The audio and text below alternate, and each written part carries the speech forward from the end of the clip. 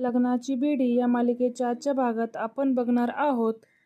राणी राघवला म्हणत असते की तू गैरसमज करून घेऊ नको, पण आपलं लग्न अर्धवट राहिलं आहे. त्यावर राघव राणीला म्हणतो की हे बघ मधू, मी तुला आधीपासून सांगितलं होतं की हे लग्न म्हणजे फक्त एक फॉर्मॅलिटी आहे. तू या लग्नाकडून जास्त अपेक्षा ठेवू नको आणि या गोष्टीचा तुला त्रास होईल. आणि राघवचं हे बोलणं ऐकून राणीला वाईट वाटतं आणि राघव तिला सांगतो की आता राहिला तो प्रश्न, तो फॉर्मॅलिटीचा. विनूची ट्रीटमेंट पूर्ण झाल्याच्या नंतर मी विनूला घेऊन तिकडे येईल, मग आपण बाकीच्या फॉर्मॅलिटीज पूर्ण करू. आणि त्यावर राणी सुद्धा हो म्हणते. तर दुसरीकडे मंगू सिंधूला समजवण्याचा प्रयत्न करत असतो. तुझ्या मनात अजूनही राघवविषयी प्रेम आहे हे त्यांना तू सांगून टाक, म्हणजे तू सावीचं आणि तुझं आयुष्य. मात्र सिंधू या गोष्टीसाठी तयार होत नाही. आणि त्याच वेळी सावी आणि विनू तिथे येतात. सावीला भूक लागली असते, त्यामुळे सावीला सिंधू सांगते की तुम्ही थोड्या वेळ खेळा, मी तुमच्यासाठी खायला घेऊन येते. त्यामुळे ते दोघे जण बाहेर जातात आणि सिंधू मोठ्यानं त्यांना आवाज देऊन सांगते की गेटच्या बाहेर जाऊ नका. मात्र सिंधूचा तो आवाज राणी सुद्धा ऐकते आणि लगेच राघवला विचारते की हा कोणाचा आवाज आहे. राघवला काय उत्तर द्यावे कळत नाही. तर दुसरीकडे मंगू सिंधूला म्हणत असतो की तुझ्या एका निर्णयामुळे सर्वांचं आयुष्य स्वाट होईल. मात्र तुझ्या एका चुकीच्या निर्णयामुळे सर्वांचं आयुष्य उद्ध्वस्त होईल. हा तुझ्याकडे लास्ट चान्स आहे, तू व्यवस्थितपणे विचार कर. तर दुसरीकडे राणी राघवला तो कोणाचा आवाज आहे हे विचारत असते. त्यावर राघव तिला खोटं सांगतो, मी विनूला घेऊन क्लिनिकमध्ये आलो आहे, इथे अनेक लोक आहेत, त्यांच्याचपैकी कोणाचा आवाज असेल. आणि तो राणीसोबत खूप तुटकपणे बोलत असतो. ही गोष्ट राणीच्या लगेच लक्षात येते. ती राघवला विचारते सुद्धा की तू माझ्याबरोबर असा तुटक का बोलतोस. त्यावर राघव म्हणतो की मधू, तू असा गैरसमज करून घेऊ नकोस.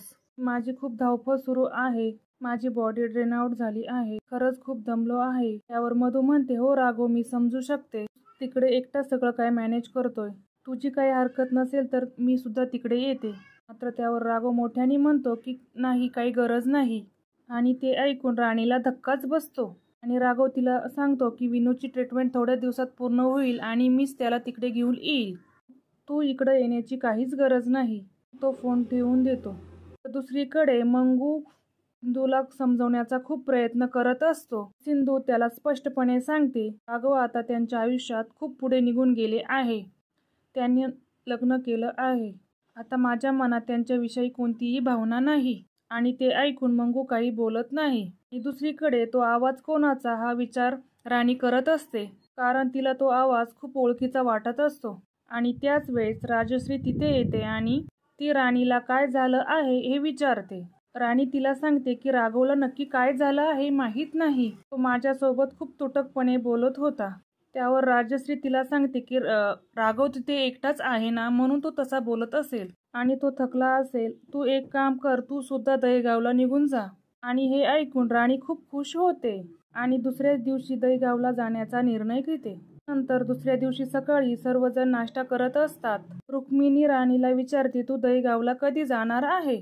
त्यावर राणी तिला म्हणते की ऋषभची मीटिंग आहे, ऋषभची मीटिंग संपल्यावर आम्ही दोघेही जाऊ. आणि त्यानंतर रुक्मिणी रेश्माला विचारते की ऋषभची मीटिंग कधीपर्यंत संपणार आहे.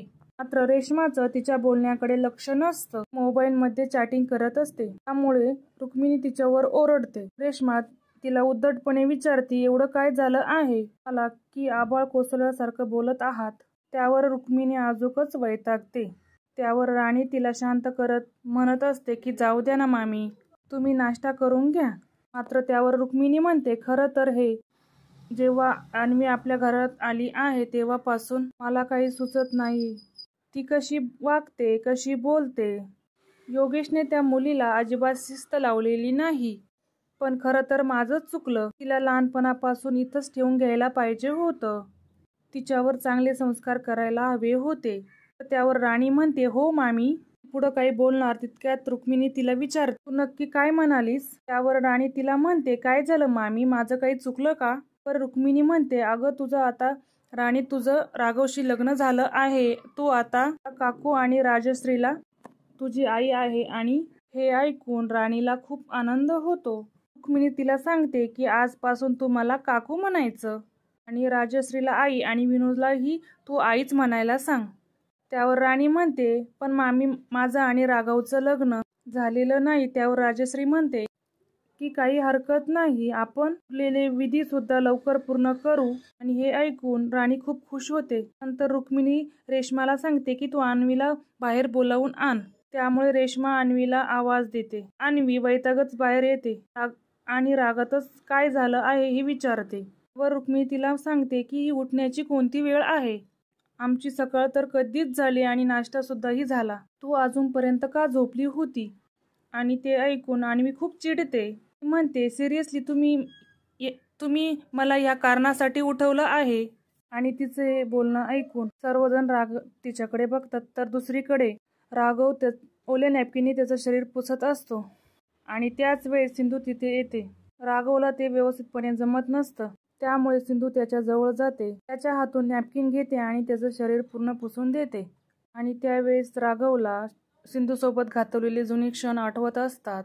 तर सिंधू राघवसोबत काही नाही बोलता त्याचं सगळं काम करत असते. त्यानंतर राघव त्याचा टी-शर्ट घालण्याचा प्रयत्न करतो, पण मात्र त्याला ते व्यवस्थितपणे जमत नाही. सिंधू त्याला मदत करण्यासाठी पुढे जाते. तर राघव म्हणतो की मला तुमच्या मदतीची गरज नाहीये. त्यावर सिंधू म्हणते की मला माहीत आहे तुम्हाला तुमची कामे स्वतः करायची सवय आहे. आता या क्षणी तुम्हाला माझ्या मदतीची गरज आहे. मग ती स्वतः राघवला टी-शर्ट घालून देते.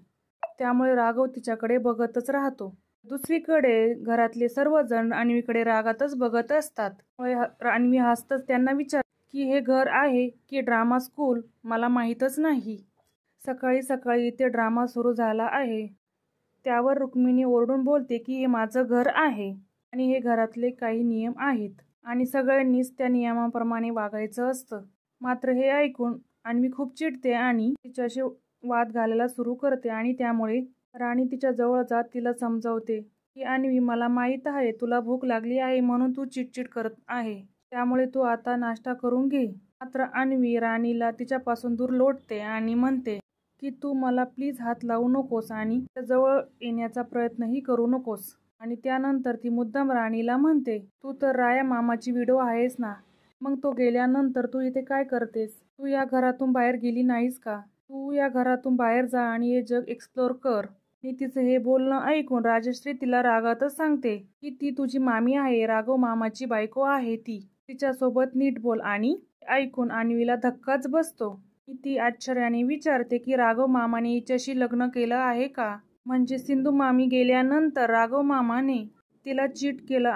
आणि ते ऐकून राणी खाली मान घालते. तर अन्वी म्हणते की जेव्हा सिंधू मामी इथे होती ना, तेव्हा हे घर थोडं तरी घर वाटत होतं, पण आता हे फक्त ड्रामा स्कूल वाटत आहे. त्यावर रुक्मिणी रागातच तिला सांगते की या घरात सिंधूचं नाव घ्यायचं नाही.